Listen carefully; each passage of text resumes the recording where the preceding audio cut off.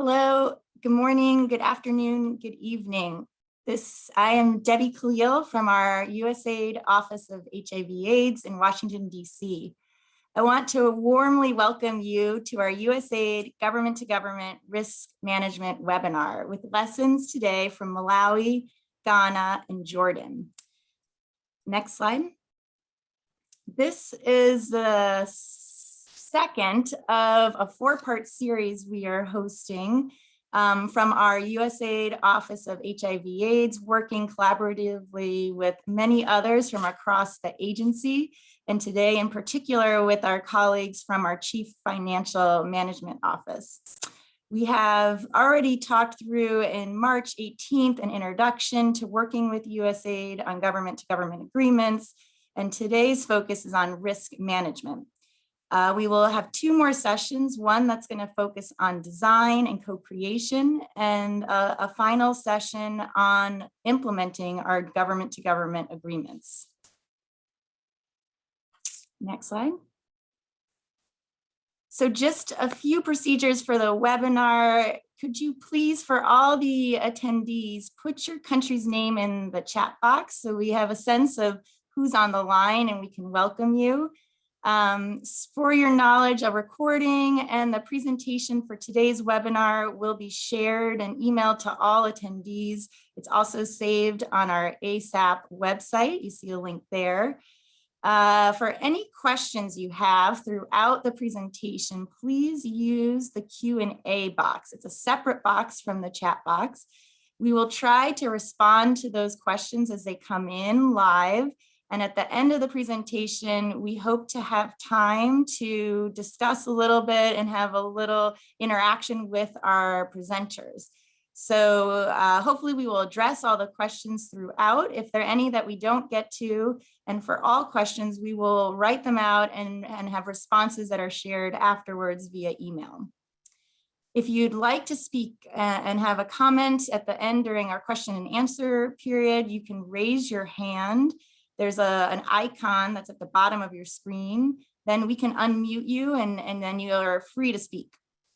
And at the last few minutes of the webinar, there'll be a poll with a few quick questions just to gather your feedback on how the session went.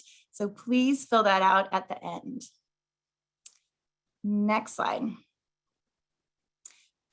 Quick summary of our presentation today. So we are thrilled to have as our welcome Kathy Body, who is the USAID Deputy Chief Financial Officer in charge of overseas operations. She will give us some opening remarks. Then we will turn to Sierra Douse, who's going to do an overview of our USAID policies and requirements related to G2G risk assessment and mitigation planning. And then the bulk of our time we will spend hearing from 3 countries who have a range of experience on G2G or government-to-government programs, and in some cases been working on government-to-government programs for over a decade. We will hear from Malawi about the risk assessment process, and we have Francis Moapasa from USAID, Mada Maganga from USAID, and Teddy Mandala from our ASAP project, who's providing technical assistance on the government-to-government project. From Ghana, we are going to listen and learn about the risk management plan and some mitigation measures. We have Abigail Adawe Dunyo from USAID and Eunice Abdullahi from the Global Communities Technical Assistance Provider. And finally, we're going to hear from Jordan, who has really vast experience and a really mature government-to-government portfolio. We're going to hear about risk mitigation and the government's perspective. We're thrilled to have Ala Shalan from USAID and Aus Quatashait from the Jordanian Independent Election Commission. So we're thrilled to have a government representative also sharing his perspective on the USAID government-to-government agreement. Finally, we'll have some time for questions and discussion at the end. So with that, I'm going to turn it over to Kathy Body to give us some welcoming remarks. Thank you, Debbie. Good morning, afternoon, and evening, everyone. It is my pleasure to welcome you, missions and government counterparts, and to thank you for attending the webinar today.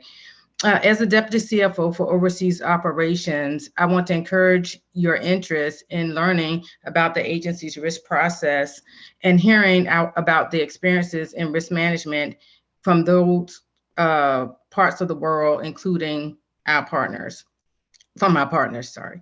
The agency recently revised the policy ADS 220, which focuses on ensuring diligence within our government-to-government programming, and then it describes processes and procedures within USAID operating units as they plan, design, and implement activities. The agency cross-government support team has and also continues to work together in providing resources and guidance on policy, risk management principles, and thought processes and tools. We continue to learn from all of you as we further refine government implementation. So many thanks for your participation and sharing your lessons learned and best practices today. We encourage you to reach out to the points of contacts on this webinar if you have any additional questions or to provide suggestions on additional ways that we can engage on government to government. I will now turn it over to Sierra Dowles, our USAID office, from our USAID Office of Financial Management, the G2G Risk Management Team, to start us off today. Thank you. Thank you, Kathy. Good morning, everyone. Good afternoon, good evening. In the next few slides, I will provide you with a brief overview of USAID's government-to-government risk management process, also known as G2G. Next slide, please. The use of government-to-government assistance can foster local ownership and promote sustainable development results beyond USAID's funding. A mission decision to use G2G agreements will result from strategic planning, from the design of projects and/or activities to identify and achieve a clearly stated development outcome, and from a risk assessment and risk mitigation process, considering the best means to invest in USAID's funding. Using a partner government system and institutions and implementing development assistance involve a degree of risk, which requires due diligence to assess the threats and opportunities of such systems and institutions. Now, to better understand USAID's and address risk, we develop a risk appetite statement, the RAS, to support the evaluation of opportunities and threats in key risk categories, which may impact the agency's mission and objectives. The agency has also adopted an enterprise risk management consistent with the guidance from the United States Office of Management and Budget, OMB. The G2G risk management process does include a holistic review of 7 categories, and this is under the risk appetite statement. And those 7 categories are fiduciary, reputational, programmatic, legal, security, human capital, and lastly, information technology. USAID does define risk, the effect of uncertainty on objectives, which considers the negative threats and positive opportunities on an agency's objectives. The G2G risk management process follows a risk-based approach, which does 3 things. The first, it does not aim to control or avoid all risk. Risk cannot be avoided. However, we do take advantage of opportunities and we do reduce or mitigate threats to maximize the likelihood of building and sustaining local ownership. So the beauty of risk cannot be avoided, but there are opportunities to maximize and embrace those. Next slide, please. G2G assistance and the reliance on partner government systems requires missions to exercise due diligence as they assess threats and opportunities. USAID requires a 7-step process to plan, assess, design, implement, and monitor and evaluate all G2G activities. Let's note an important distinction here. The scope and level of effort for each step should be calibrated to reflect the activity, goals, the funding level, complexity, and relevance of the G2G agreement. I want to highlight here, at each step of the G2G process, there are deliverables for each step. And this is to ensure due diligence before proceeding to the next step.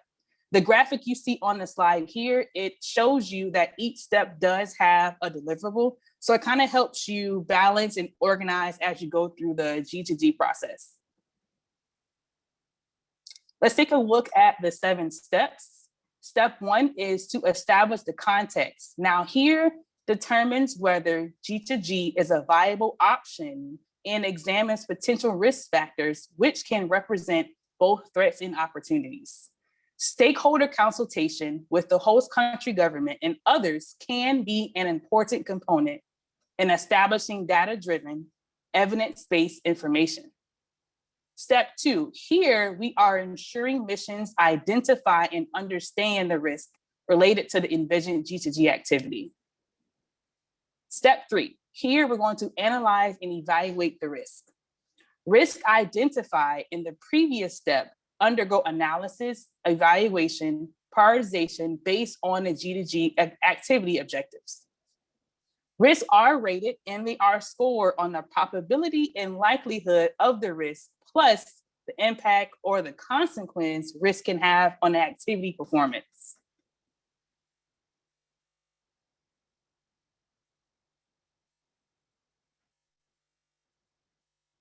Step 4, develop alternatives. Now in this step, this ensures missions develop risk mitigation strategies or measures to address all identified risk impacting the activity.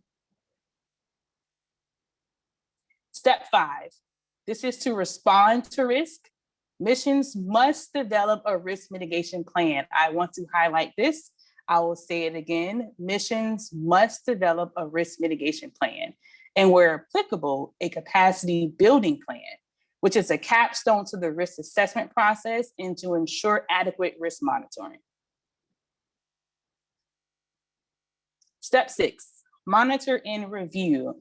As G2G activities are implemented, the risk mitigation plan is monitored over the duration of the life cycle of the proposed activity. The revised policy, which is the ADS 220, now includes new monitoring and evaluation requirements. And lastly, step 7, which is communicate, learn, and adapt. Communication is key during all steps of the G2G management process. It helps to foster partnership and manage expectations. Training and sharing lessons learned and best practices are also a part of the CLA and the evidence base for future policy revisions. Next slide, please. Thank you. A key element of G2G planning is the establishment of partner government system team. Now, this team is responsible for conducting G2G management, monitoring, and making recommendations to mission leadership. Risk assessments involve different teams from USAID working together, such as a finance team and a technical team, and possibly democracy and human rights, and sometimes consultants. On the partner government side, a variety of teams at the subnational and national level, such as the Ministry of Finance, the Ministry of Health, for example, and other ministries are working together on the assessment process. So it's a collaborative effort.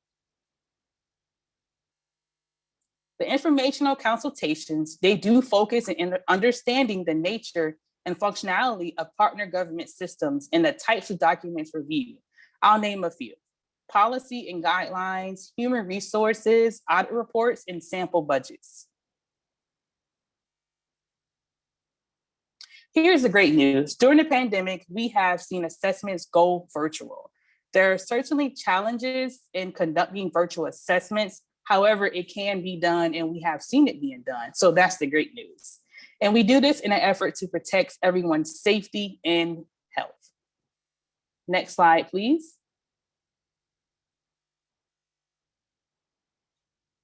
So a key deliverable from risk assessments in the risk assessment report do include a list of risks which are ranked and evaluated against the G2G activities objectives.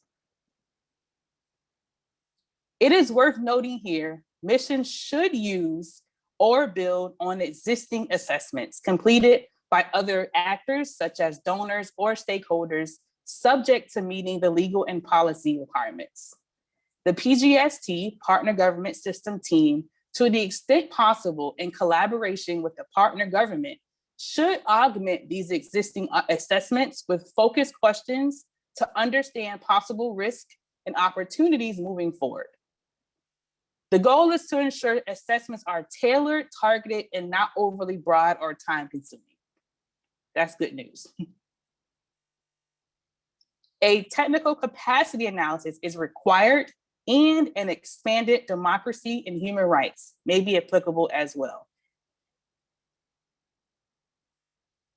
Other mandatory analysis for G2G activities do include gender, climate risk management, environment, and as needed, a political economy analysis and an analysis of the private sector landscape. Next slide, please.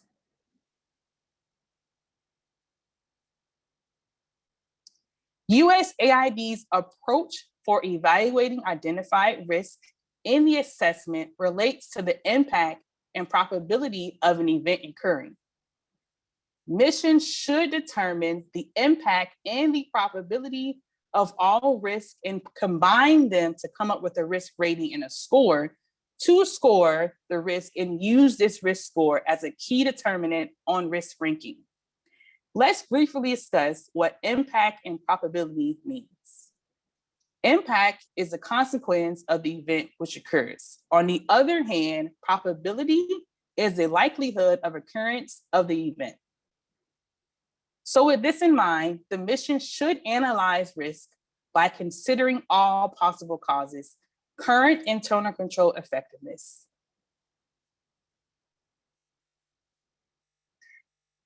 And lastly, combining impact and probability ratings leads to critical, high, medium, low, which is the risk matrix. And lastly, in closing, next slide. As mentioned earlier, risk mitigation plans are required and as applicable capacity building plans. Effective risk mitigation plans are vital in the risk management process to meet goals of your activity. The last point I would like to make is risk mitigation plans should be reviewed and monitored over the duration of the activity. It is a living document. In closing, thank you for allowing me to provide you with a brief overview of the G2G management process. And now I will hand it back over to Debbie to introduce the next section of the presentation. Thank you. Great. Thank you so much, Sierra, for that great background and chance to hear the framework of our policy and our requirements for our USAID government-to-government agreements. So we're going to jump into the country examples and hope to bring to life all the policy through real-life experiences on implementing a risk assessment, a risk mitigation plan, and even mitigating measures in the risk mitigation plan. So the next slide will just show you, we're going to hear from 3 countries. Malawi, again, is going to focus on the risk assessment process. We're going to hear from them about a more recent G2G agreement with the District Health Council in Zomba and the Ministry of Finance. And then we're going to hear from Ghana, focusing on the risk mitigation plan and responding to that risk mitigation plan. They're going to talk a little bit about a longstanding agreement that's recently ended and about to start up again with the Ministry of Local Government and Rural Development. And then finally, we're going to hear from Jordan and how the government has responded to the risk mitigation plan and incorporated some of the lessons into their work. In Jordan, we're going to hear about a government-to-government agreement with the Independent Election Commission. So now over to Malawi, and I will turn it to our USAID team, Francis and Mata, to start us off. Good morning, good afternoon all. My name is Francis Mwapasa, USAID Malawi financial analyst, and with me are Madam Ted Sumaganga, financial analyst, USAID. Over to you, Teddy. And Ted Mandara, a technical assistant for G2G for Zomba district. Over to you, Francis. Thank you. So next slide, please. So Malawi is very new in the G2G programming, and just to indicate that we are currently in our 8th or 9th month of implementing a G2G activity. We have started in the health area, and in the health area, I think our objective is to improve the outcomes in the HIV, maternal child health, family planning, to ensure that we are addressing all these challenges. However, on the ground, when we went out there, we looked at the challenges that are there, from high prevalence of HIV and AIDS, high maternal and mortality rates, and high burden of infant and children. And again, we also saw that there was shortage of staff, well-trained staff. And as you can see, that the vacancy rates in Malawi is very, very high, ranging from 48% to 51%. And WHO at least allows 4.45 skilled health workers per 1,000 people to realize the goals. And for Malawi, we did see that we were at 0.1. So that necessitated the mission to think about going into this kind of arrangement where we will be helping government in the human resource area, making sure that they have beefed up their staff numbers, and also looking at the selected health service delivery interventions to help them going forward. Next slide. So for us, you can see that we started with one district, just to indicate that in Malawi, the way things are moving, everything has been decentralized, in that activities do happen at the district. So we started with the Zomba District Council, which is a district in the southern region of Malawi. And when we were there, we talked to a lot of the district commission, who is like the chief executive officer and his team. And while we were there, our emphasis was to making sure we check the systems, to make sure that things are working. But while we were there, we did realize that there was one component that required not to be done at the district level, but to be done at the central level. This was to do with salary payments. In Malawi, salaries for certain cadres of staff, higher level cadres, are supposed to be managed and paid through the central level. They have centralized that system. So that necessitated us to also look at the Ministry of Finance. And under Ministry of Finance, we had to look at the systems of payments. And also we looked at the other departments, like Department of Human Resource, which looks at how they manage the human resource part of it. We also looked at the other organizations that are involved in recruitment of staff. We also looked at the National Local Government Finance Committee, which is an organization that is established to help the district council in financial management. We also looked at their central bank, Reserve Bank of Malawi, to look at how they manage the flow of funds. So we had to look at all that to make sure that our risk assessment talks about everything that we're supposed to look at. But just on the right, just to indicate that in green, you are going to see there is another risk assessment that we're also doing of one other district called Mangochi that is still work in progress. Next slide, please. Yeah, so just to talk about in terms of the tools that we've used in Zomba and Ministry of Finance. First of all, in terms of the tools, for Zomba, we adapted the risk assessment questionnaire, the stage 2 that many of us know, but we had to make sure we make necessary changes to adapt it to what we are looking for. Very, very necessary was to making sure that we are looking in terms of how they manage the HR, because remember, our activity is looking at adding numbers in terms of HR. So we did a lot of performance management systems, HR, how do they do their hiring, so that we should get out the results from it. And for Ministry of Finance, we used a tool and we engaged a contractor. It wasn't done by USAID, it was done by a contractor, ASAP, which had a different tool altogether, different from the one that we had used for Zomba. And this looked like more of the NUPAS tool that we use for local organizations. But in the end, when it came to scoring, we had to move it back to the normal scoring that we always use as demonstrated before by my previous presenter.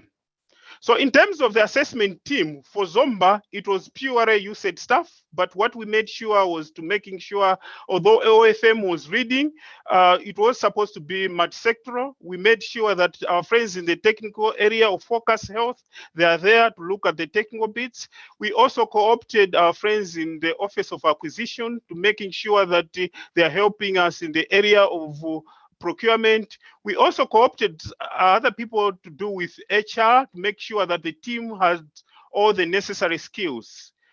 However, for Ministry of Finance, of course, it was led by the ASAP contractor, but we made sure that, as you said, we are part of the team for the purpose of continuity. Next slide, please. Over to you, Mada, for this slide. Yeah, thank you. I'll take you on the this slide. And our kickoff meeting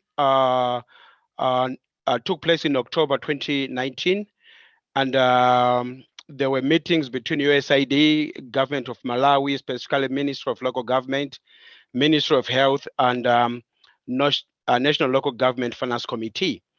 And senior ministry leadership participated in the assessment, and they also invited their relevant backup staff from finance, budget, HR, and planning. Following that, in early November, we did a desk review and interviewed a lot of people to get the context. And senior ministry officials were communicated alongside key staff at the Zomba District Council about the pending assessment so that everyone was aware and that the interviews would be sanctioned by senior leadership, which is a very critical stage when you are dealing with government, because if you talk to juniors, sometimes, if not oftentimes, what they say can be rescinded. So we had to engage senior staff.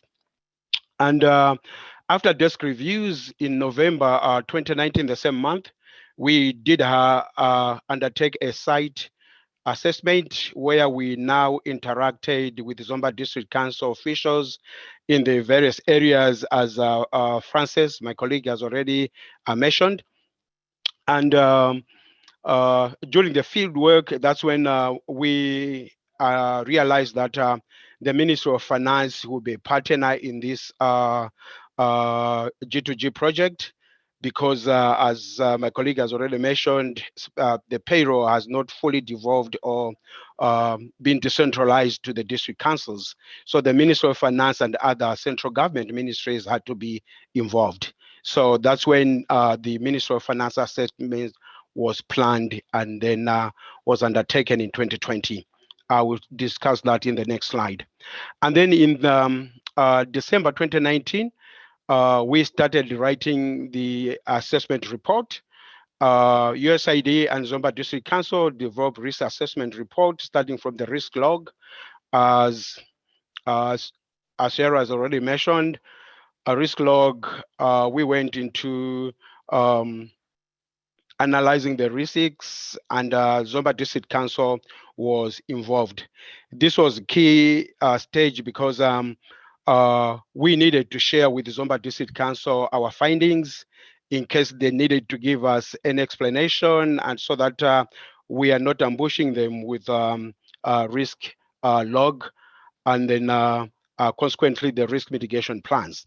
So they had to be involved, and they gave us their input even up to the risk mitigation stage. Even though the field work ended in November, we continued writing the report. It was our first time. And for information, we had as a mission, taken a learning tour to Zambia, where we learned about how they undertook their risk assessments and everything else, including preparations. So for Malawi, Zomba District Council was our pilot district, and it took us up to February 2020 to finalize the report. And as you might be aware, that was now on the onset of the COVID-19 pandemic, and things slowed down between January and February. Next slide, please. And after realizing that the central government has to be part of this project, we now undertook a central level assessment. And in total, we interviewed 22 central level senior staff, including Ministry of Finance, which houses Accountant General and the Budget and Aid. We also realized that in the process, they work with the Reserve Bank to maintain the central level bank accounts, and that payroll instructions would go through Reserve Bank. So we also needed to make an assessment, and we interviewed Reserve Bank of Malawi staff. Very fruitful conversations those were. And we also realized that the Ministry of Finance would not unilaterally be running the payroll when they get it from the Zomba District Council.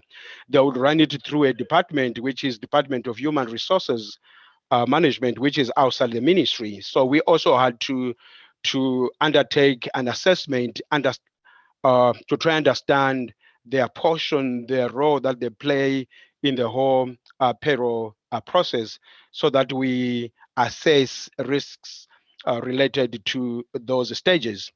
And because these staff would be paid by central government, it also required that they are also hired by the Service Commission at the central level, which is the Local Government Service Commission. And as a result, we also bounced our assessment to the Local Government Service Commission, where we also understood how they undertake recruitments, right from advertising and getting approvals to hire. So it was quite an exciting process because we had thought at first it would just be the line ministries and the Zomba District Council. And it took a total of 5 months to finalize the report. This is from the kickoff to the final report. The field work itself took 21 days. Remember, that was in April. At that time, most of our American staff had been redeployed back. They were working from the US. And we couldn't just wait. We didn't know when the pandemic was going to end. So we decided to engage virtual technology, and we had a team in Malawi on the ground that would physically be in meetings. COVID restrictions and precautions were observed. And then we would link up our colleagues from working from the US and those teleworking from within. So that was quite a learning curve, but technology did help. And as Francis mentioned, we also we used a Ministry of Finance, an ASAP tool that mirrored the usual NUPAS that we undertake. A total of 13 documents were received from the central government our colleagues. Those are the ones listed, and I will not go through each one of them, but just to mention that the process was a bit slow because most of the people had to clear documents before releasing, and dealing with central government, we were dealing with people that had a lot of priorities, and a lot of follow-ups had to be done. Next slide, please.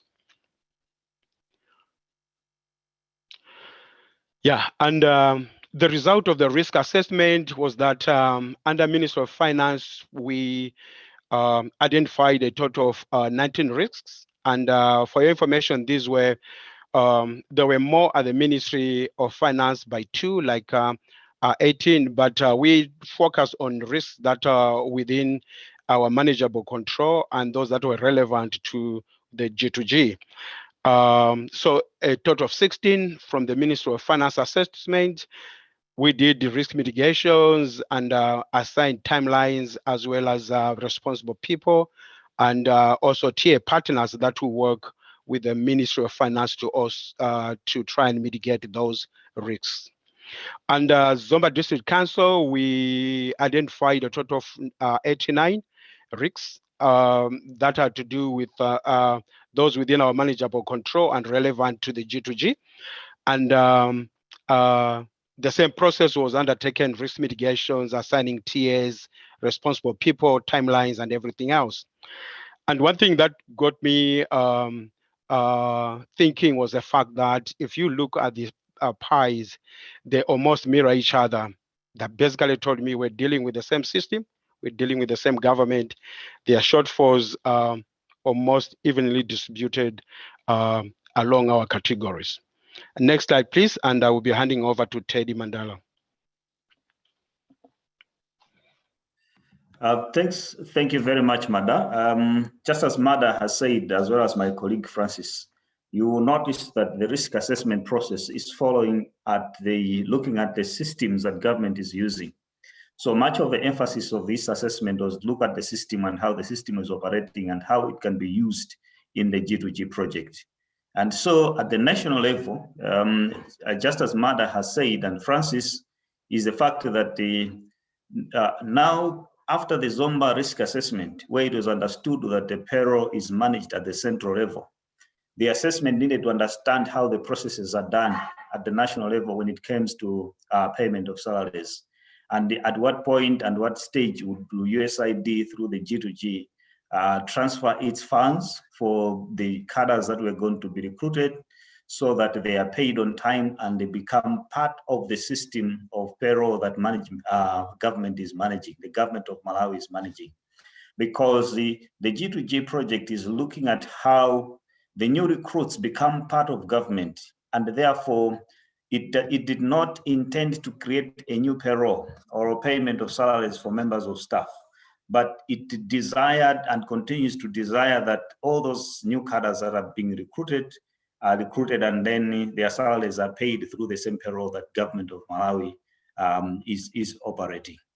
And you see and appreciate from the list of the interviewees that were done, the Department of Human Resource and Management was one of the key areas that was also looked at, because this is the department that is responsible for management of salaries of all government civil servants of Malawi. So the chart that you're looking at here is a salary payment process that the Malawi government, in our understanding, how the G2G funds would be flowing into the government system for the cadres that are operated and have been recruited in Zomba would be paid through.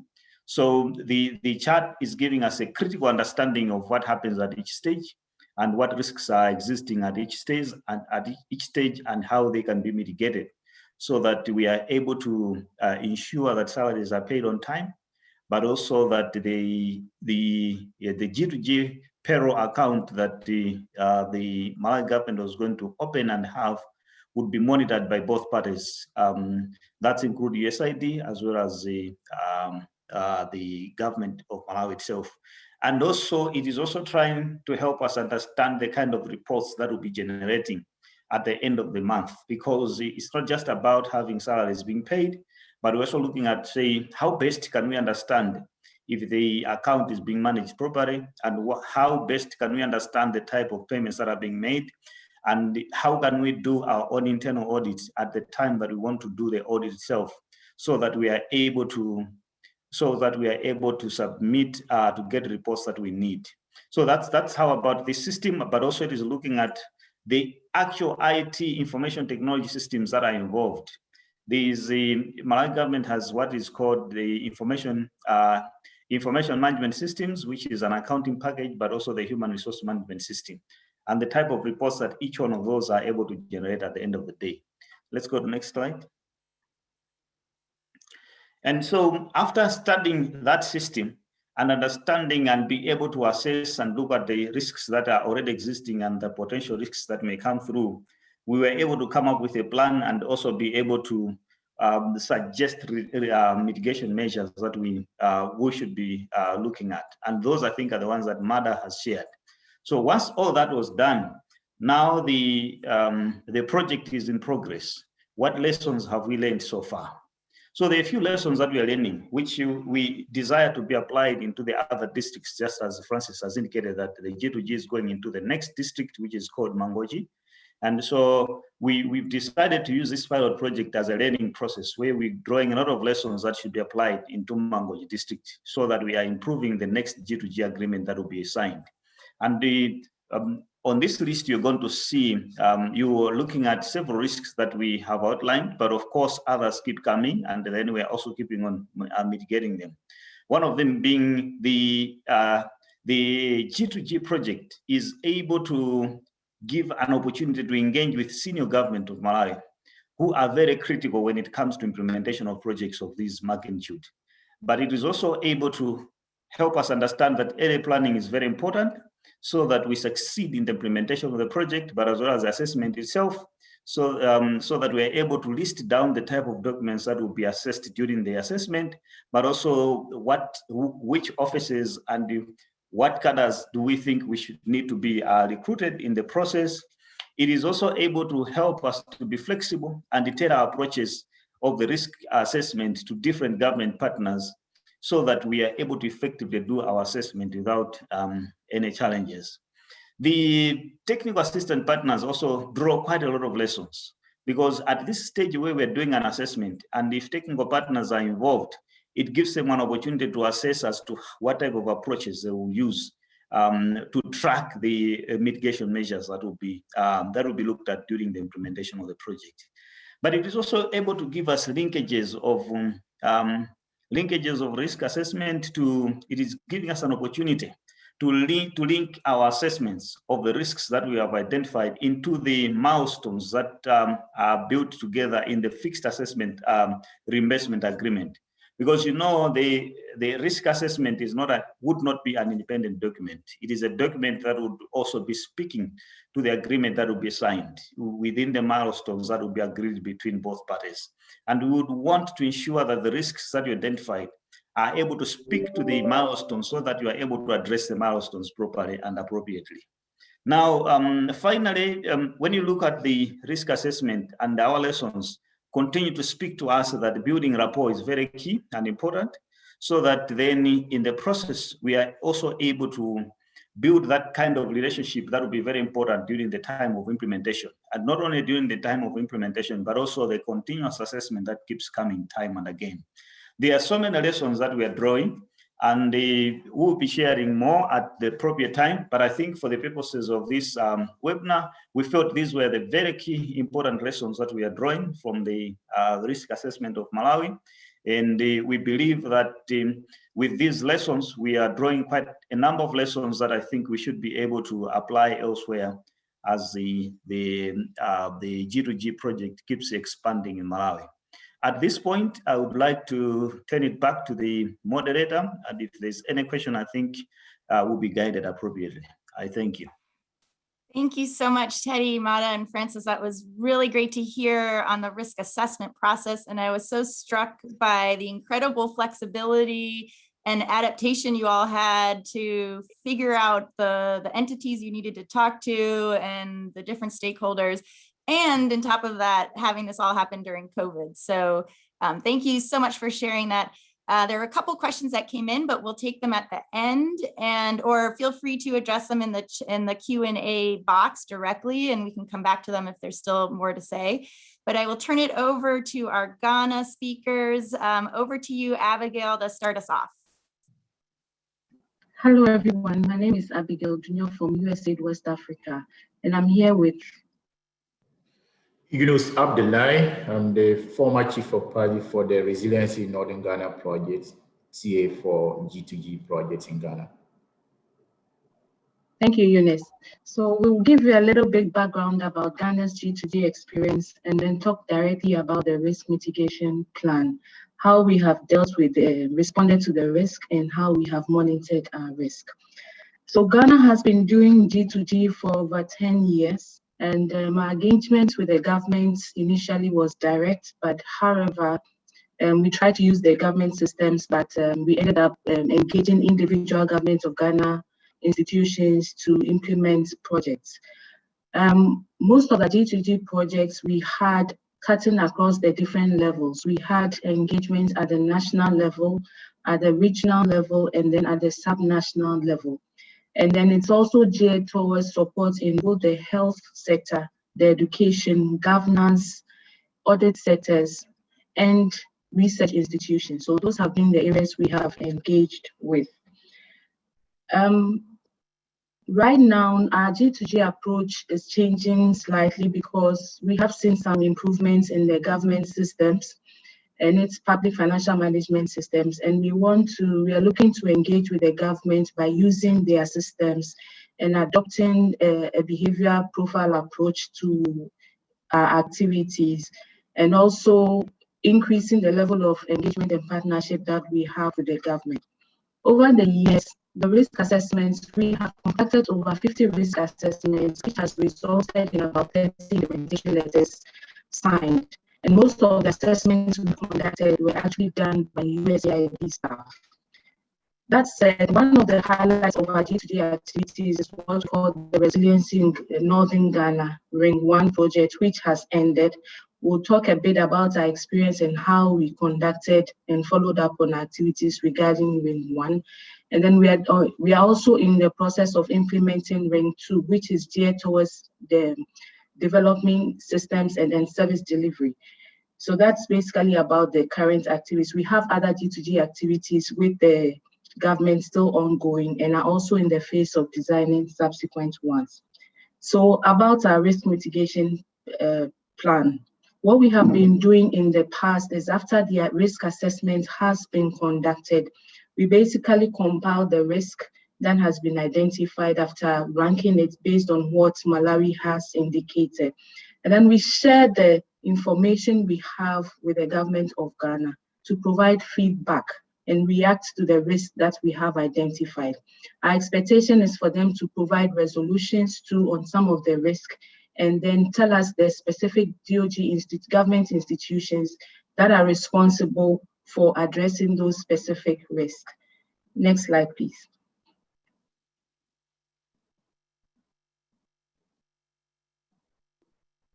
Okay, so once we share the risk mitigation plan with the government and are waiting feedback, on our side, so we make sure that the risk that we identified, we follow the ADS guidance of it being SMART, meaning that our risk we identify and the resolutions that we have identified should be specific.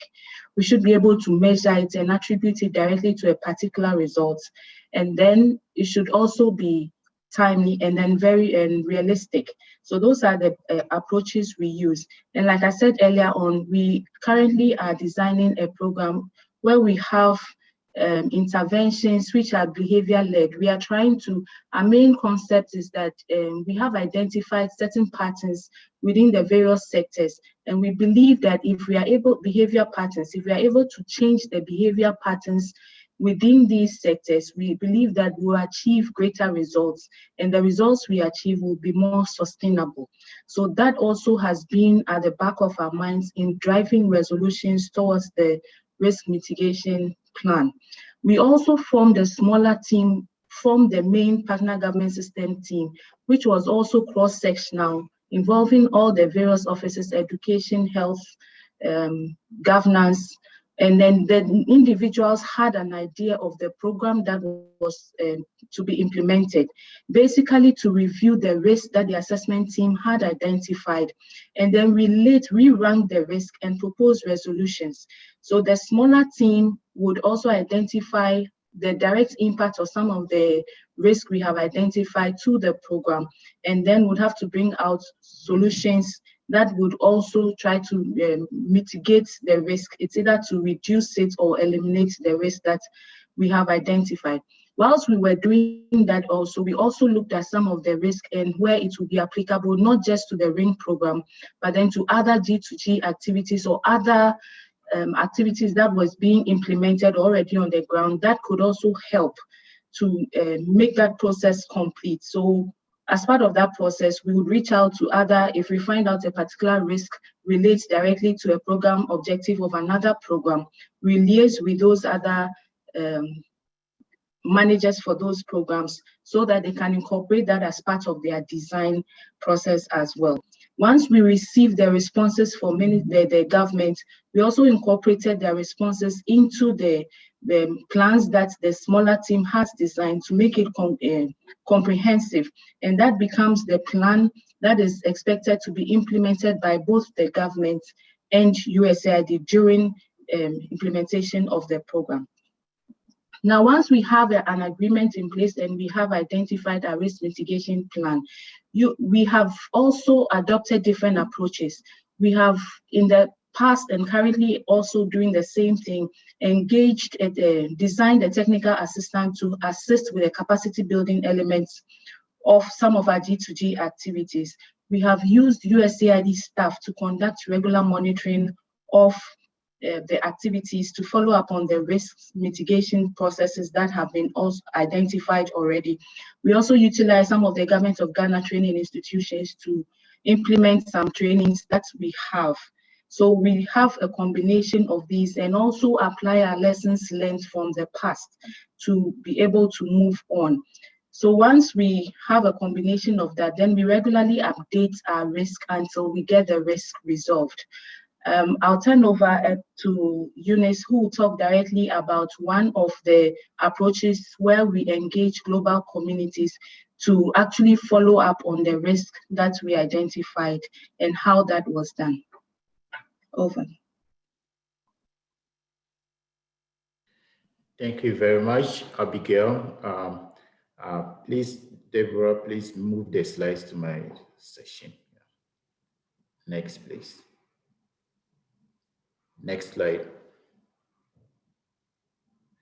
Yes, so thank you very much. So as Abigail mentioned, as we work as a technical assistance service provider, work with the government entities that USAID assess and had the mitigation plans in place. And our task was to support them to implement the mitigation measures to address the risks identified. So overall, after the assessment, there were about 18 entities, just 10 districts directly with USAID and another 7 that were identified to have high risks that we had to work with them as subcontractors. And then a regional government entity called the Northern Regional Coordinating Council. So after the assessment, they were grouped into 2 categories. Those that were good enough had very good system to proceed directly as G2G partners. And then the rest where we had to work with them to improve their assistance before they transition to direct funding. Next slide, please. So as a technical assistance service provider, we had to employ various strategies and mechanisms to effectively support the government entities to work through the implementation of the mitigation plans as well as address the risks that were identified. And we did that through engaging and working with our team of experts, PFM experts, who we worked with them to ensure that they work directly, held one-on-one sessions in collaboration with USAID mission team members in Ghana to provide coaching and mentoring support. And in some cases, we also deployed interactive training sessions to build capacities where we noticed that the G2G, Government of Ghana staff had gaps in terms of implementing the mitigation measures. And we also deployed, even before COVID, we utilized virtual channels, including direct telephone discussions with G2G staff to ensure that there's constant support to the entity staff members who are working and implementing the mitigation measures at the district and regional level. And we also work with them, put them they created WhatsApp platforms where among themselves, the 18 entities, they were able to share experiences and learn from each other in terms of how to effectively implement the mitigation plans and also address the risks. Please, next slide. And through that, we are able to use multiple and complementary approaches. And it's very important to highlight the fact that throughout the implementation of the mitigation plans and addressing the risks, it's very important for the entities to keep track of the implementation of the mitigation measures to ensure that they are able to make sure that those risks do not occur again. And we emphasize a lot in terms of working collaboratively with the governments and also the mission team in Ghana to ensure that we conduct periodic field visits to provide one-on-one support and verify and do some spot checking on some of the district staff documentation to ensure that those risks are being addressed effectively. And we also supported the districts to periodically hold the districts, call it PFM monthly meetings. And these meetings afforded us the opportunity to join the district stakeholders to look at their progress of implementation. Overall, on the average, there were 8 key thematic areas of risk that were identified. And during these meetings, they were able to analyze in terms of track their progress. And in some instances, they even assign percentage progress of implementation and addressing of the risks. So for instance, there were 8. So if at the end of the first year, they had addressed 2 out of the 8, they tried to calculate the percentage and assign, and that's really motivated the entities and set them up for success. One last piece that we actually wanted to highlight is some form of recognition that came up as an innovation during the process, just to ensure that the entities prioritize the implementation and also effectively address the risks by working with the supervisory bodies like the regional governments who provide monitoring and technical support to district governments to assess all of them and certify something like a recognition scheme for those entities that effectively implement their mitigation measures and address all their risks. They are certified as being successful, and that also encourage a lot of the districts to actively prioritize the implementation of their mitigation measures. Next slide, please. So this is an example of the mitigation plan scenario that we have. And as I mentioned, there were about 8 thematic areas. And one example is the accounting and reporting. And a key area of risk that was observed had to do with most of the entities did not have well-documented fixed asset registers. And in some cases, they were rudimentary, did not contain all the information. So as a technical assistance service provider working with USAID, we work with them to develop comprehensive fixed asset registers that enable them to be able to have complete information of each asset that the governments have or the entity have at the local level. And this really helped because during the implementation of the project, one of the key areas of gaps was lack of basic access for them to do their work.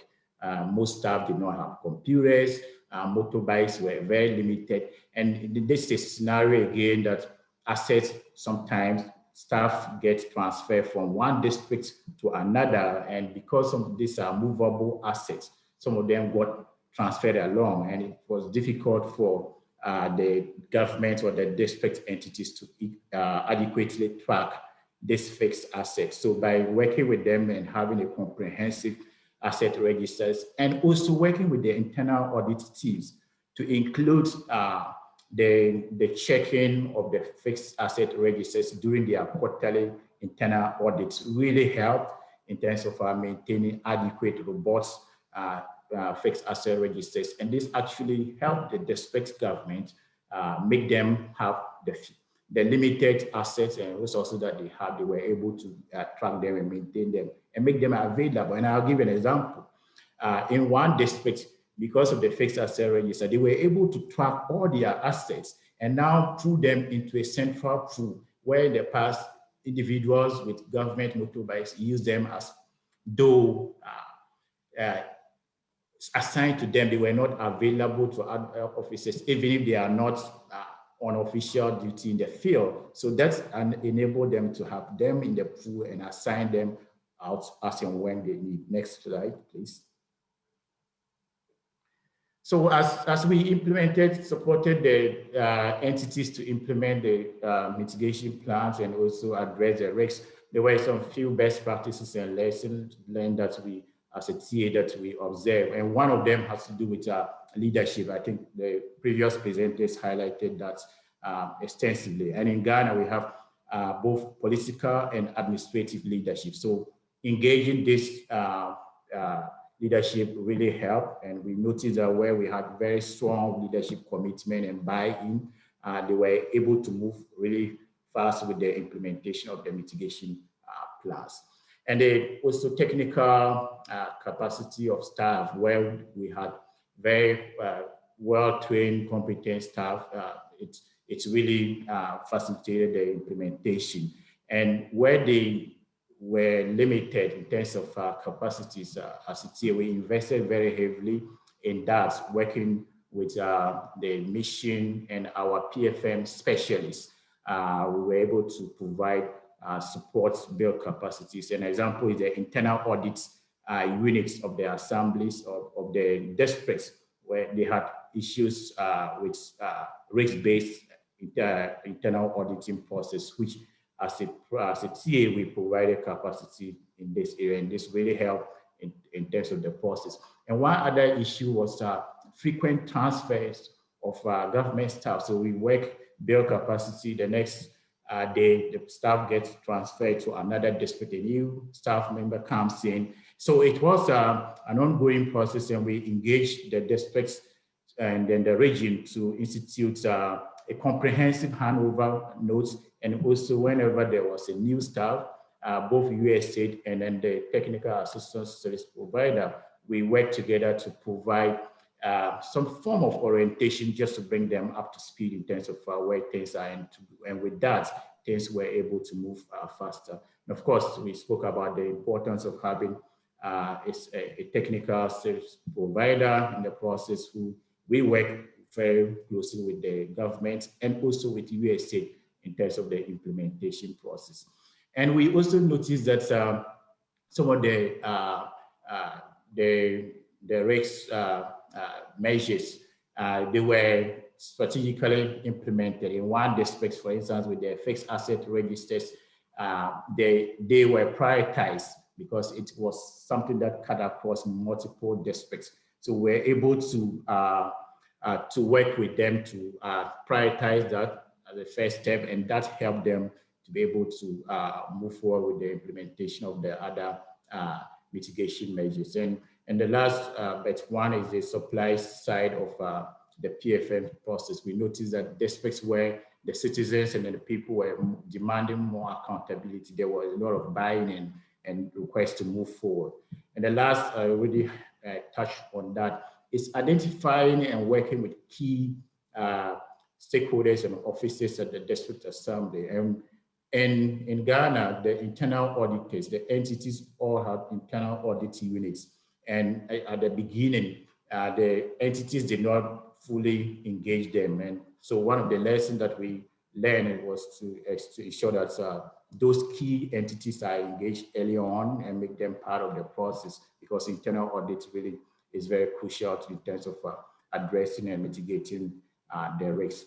So I will wrap up with a very short video. It's really very short that highlights the work of the first phase of the Resiliency in Northern Ghana project that I would like Deborah to play it really quick. Thank you.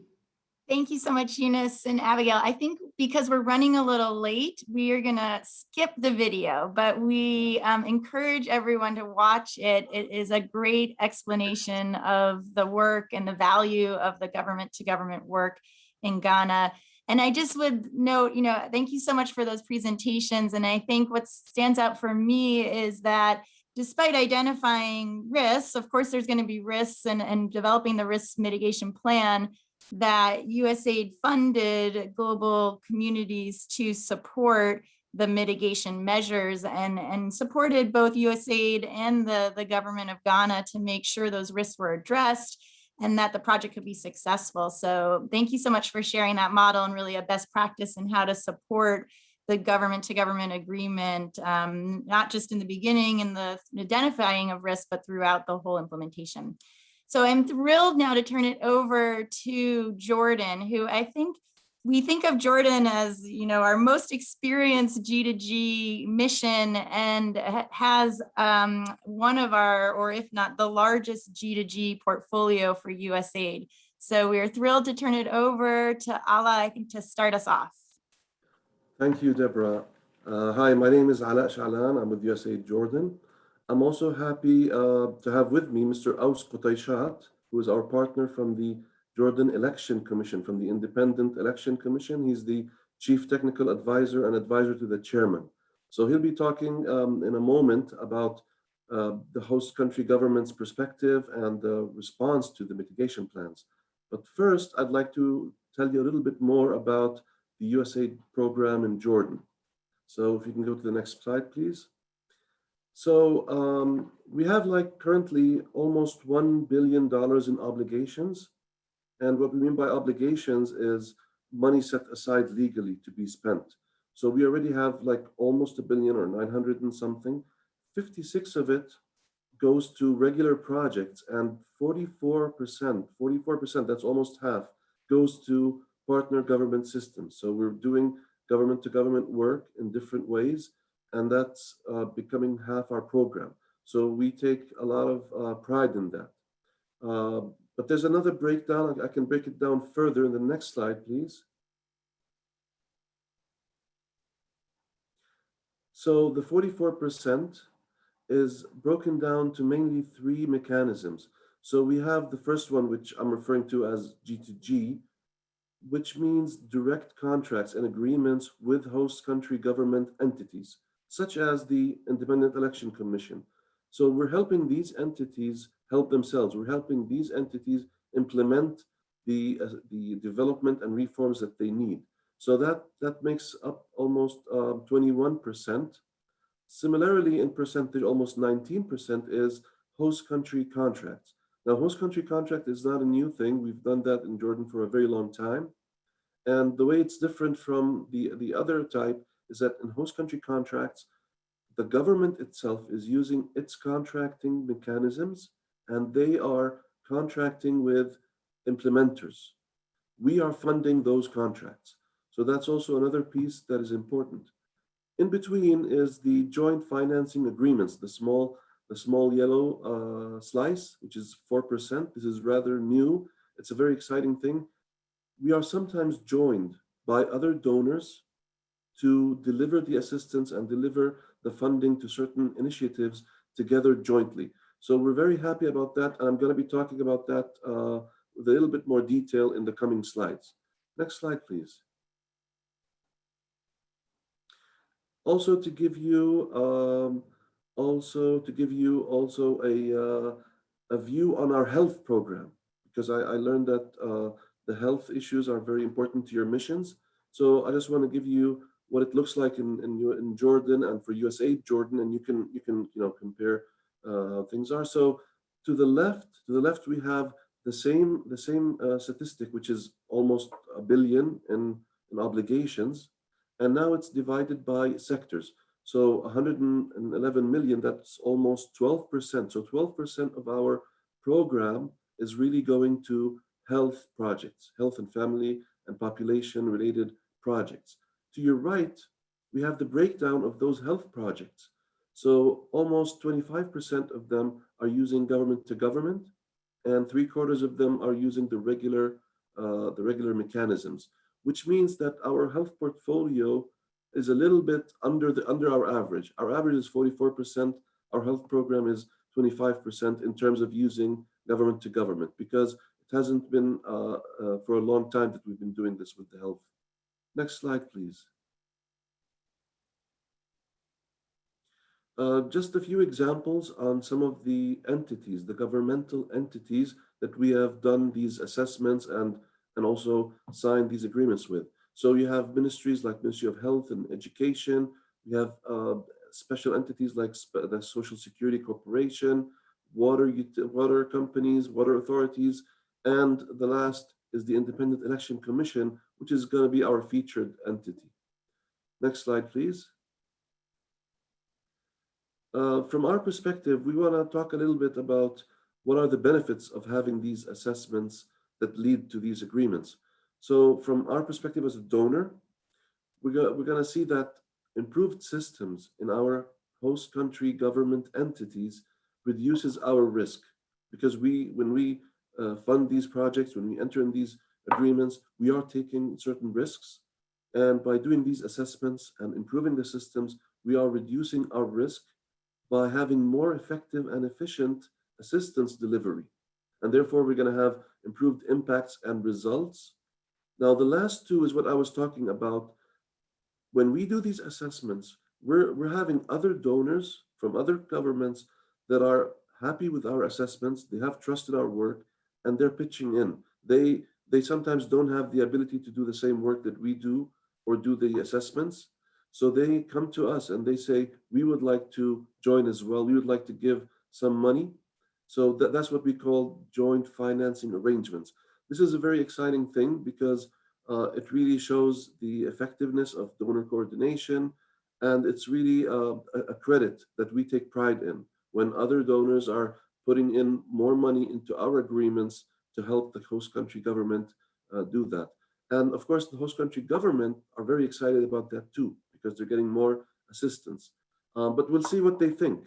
And with that, I'll hand it over to my friend Aus. Aus? Good afternoon, good evening, good morning to everybody. I know I have about 2 minutes or less and things are running late. Going to make it short and sweet and leverage on what all the colleagues have already talked in depth about the risk assessments. The IEC was a result of what we call a political reform initiative that took place in 2011, 2012. At that time, USAID was trying to assist the Ministry of Interior at the time to manage free elections. The IEC got established. The USAID continued its support, through the SEPS program, through IFIS and the IRI. And that laid the ground basically to move things to a bit more complicated, independent kind of program before moving to a complete G2G through a FAR implementation, running local elections, intensified times, a lot of problems. That was the mechanism to get to know more, the hands-on problems, the issues directly. So the IEC has always depended on having an implementer, be it IFIS and the IRI, all of those SEPS partners were the implementers, where the layer between the government entity that is a constitutional entity with a lot of independent different somewhat from the government setup, so it works alone, away from the Ministry of Planning or Ministry of Finance or any other affiliate that usually the USAID works through. FARA was the mechanism to get an understanding. There was the initial, I would call it analysis, risk assessment, etc. And then that got, I think with, if we can move to the next slide, and I'm going to go quickly with everything, with an intensified, with a upper management host entity discussions between everybody, having all these background issues throughout the years, I think from 2011 to 2017, were analyzed by the team, way of doing business, the government laws, the bylaws, all of that, what possible conflicts there might be in doing business, and helping the IEC fit into this mechanism where it is the implementer and the recipient of the grant or the program. And that was, I think, a first timer probably in Jordan, at least that I know of. It was more of a learning curve for everybody.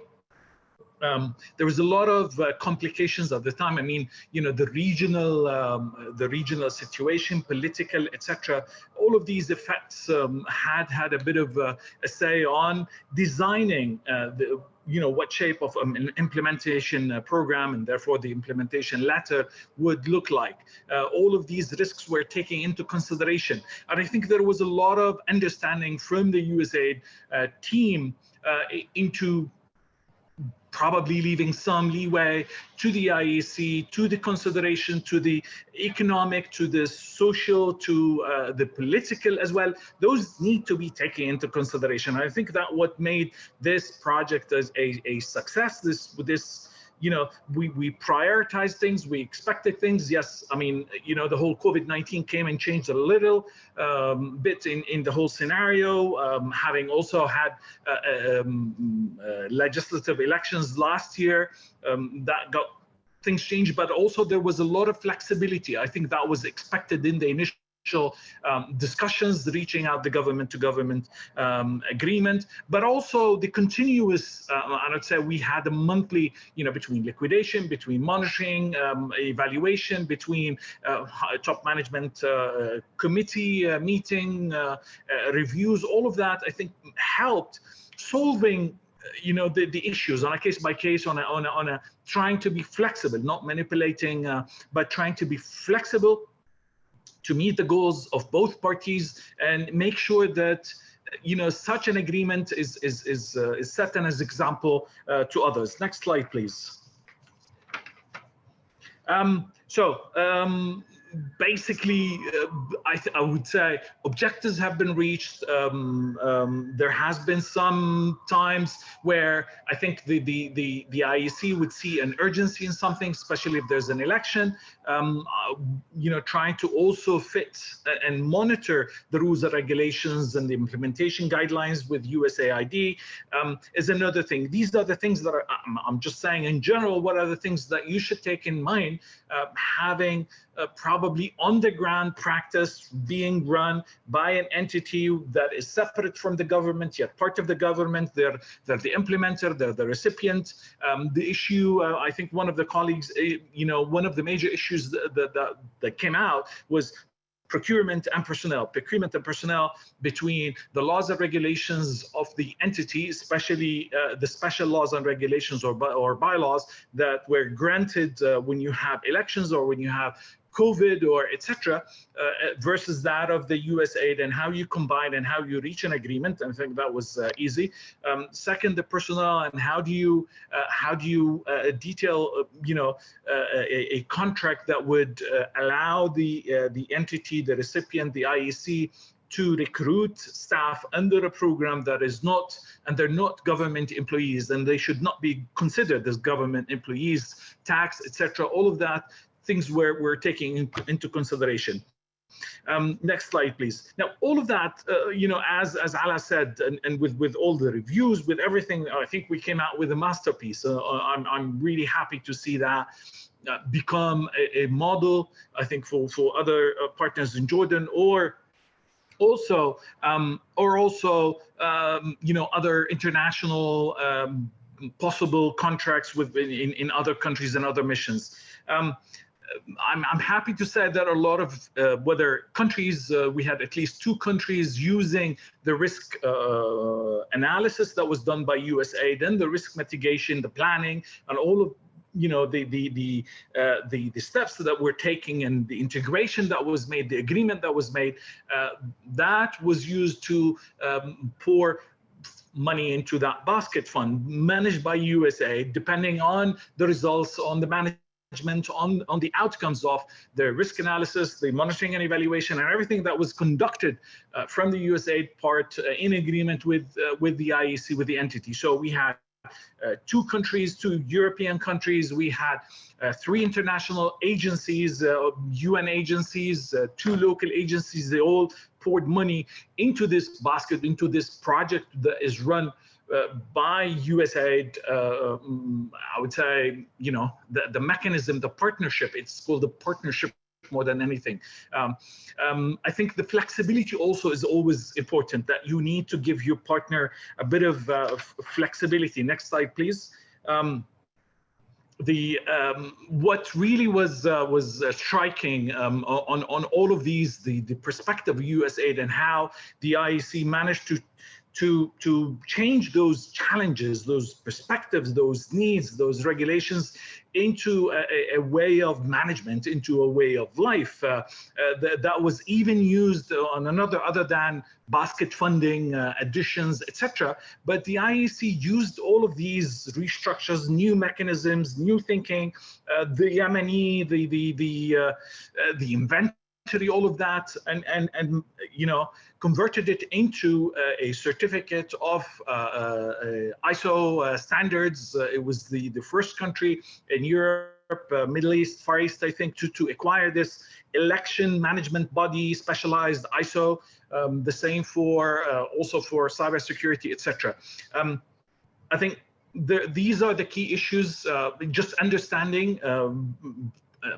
Basically advanced planning, respecting each other's laws, regulations, and then reaching a wider agreement makes things easier when implementing.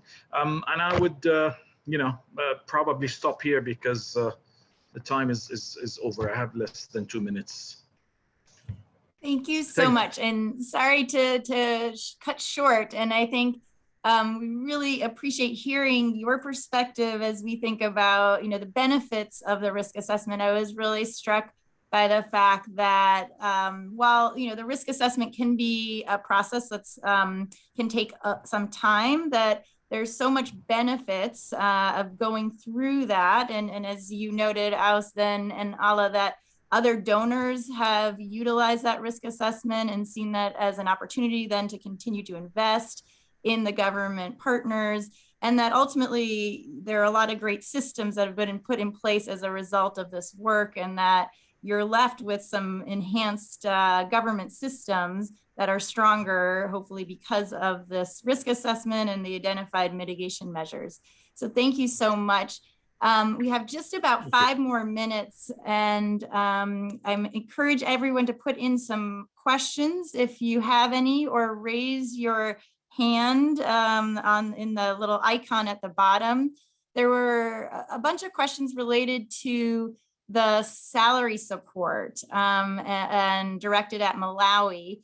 I'll ask the Malawi colleagues if you want to just quickly address. I know you responded to a lot of them in the Q&A box, but if there's if you want to just summarize a little, the questions were related to, in many ways, the sustainability of the salary support and how and what will happen following the G2G agreement with those staff that are supported.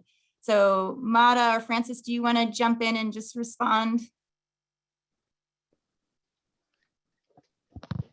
Yeah, this is Francis. Just to indicate that, yes, indeed, the activity is only covering for 3 years. And we did emphasize to government of Malawi that beyond that, they are supposed to take over. And what we are doing is that when we are hiring those specific cadres, we are hiring those that are already approved for hiring. There are cases where they could have approval, for example, to have 3 doctors, but maybe they only hired 1 doctor. So what we're doing is to make sure we're only hiring up to the established cap of 3. So when they are signing the agreement, they are committing to indicating that they would take over beyond the 3 years.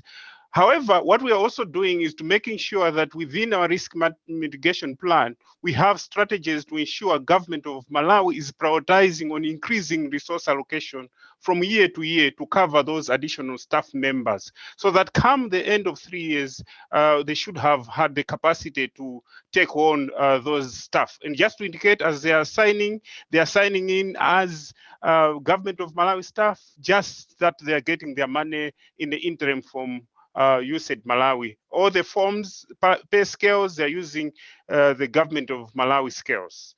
I think that's what I can say for now in terms of the issue to do with the sustainability going forward. Mada, do you want to handle the other issue of, I think there was a question on the highlights of the issues in terms of HR. Mada, do you want to take over?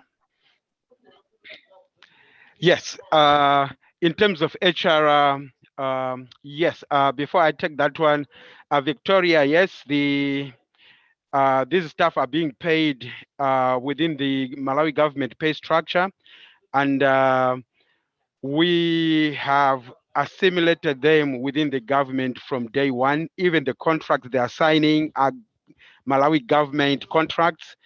They would have almost not have known, except that at the central level, we are transferring funding to the Ministry of Finance through the account that they is being hosted at Reserve Bank. So for all practical purposes, for all legal purposes, they are Malawi government employees. So that's the benefit of this. And even when we did an assessment in Mangochi, they were happy to hear that we will be following that model. So bouncing back to the HR question, yes, we did observe there were issues with performance management. Government of Malawi does not have work objectives. They do not do annual appraisals, and their promotions really do not mirror performance.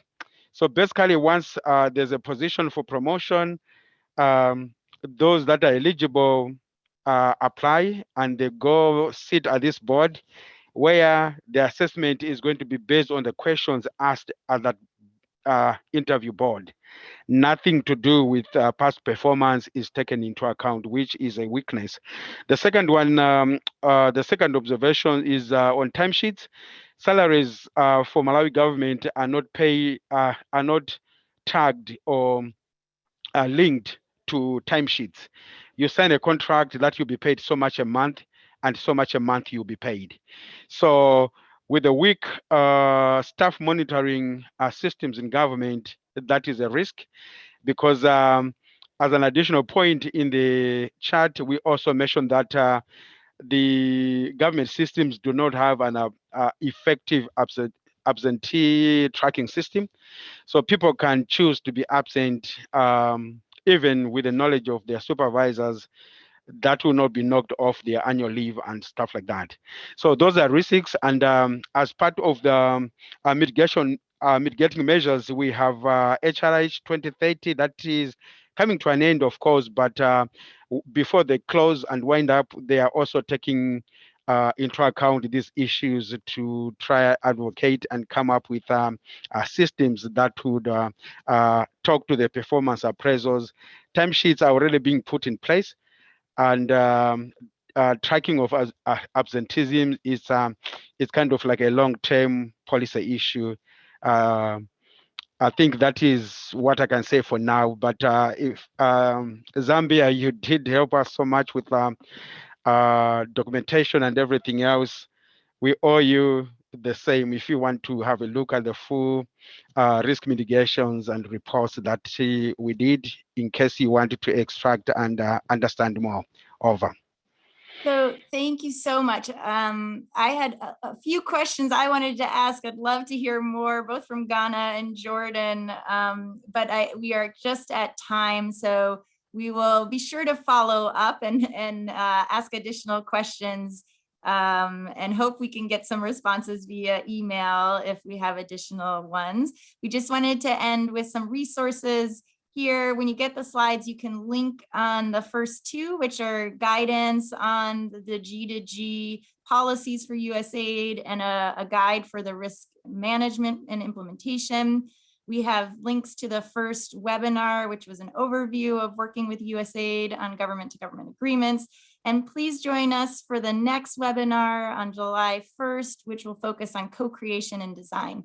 Finally, if for any specific questions you have for countries, for our government counterparts who have joined, please reach out to your USAID mission counterparts, and they are always the best at advising and helping think through the details for your G2G portfolios or interest in G2G. With that, I will conclude with a huge thank you to everyone for joining, especially our 3 country teams for presenting their lessons. There's so much value in learning from you all, and I look forward to seeing you all on the next webinar on July 1st. Thank you.